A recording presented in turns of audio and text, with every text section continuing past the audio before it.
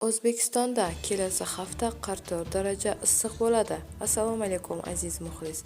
Agarda bizning kanalimizda mehmon bo'lsangiz, bizga obuna bo'lishni unutmang. O'zgidromet kelasi hafta harorat 44 daraja ko'tarilishidan ogohlantirdi. Tezkor gidrometeorologiya axborotiga ko'ra 16dan 19 iyun qadar O'zbekiston hududida janubdan juda issiq havo oqimi kirib kelishi kutilmoqda.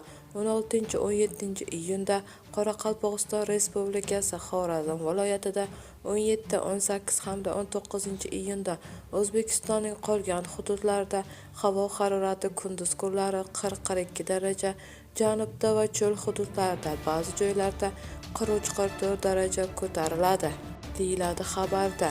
Bu xabarni barcha yaqinlarimizga jo'natib qo'yamiz hamda videomiz ostida bir dona like tugmasini bosishni unutmaymiz.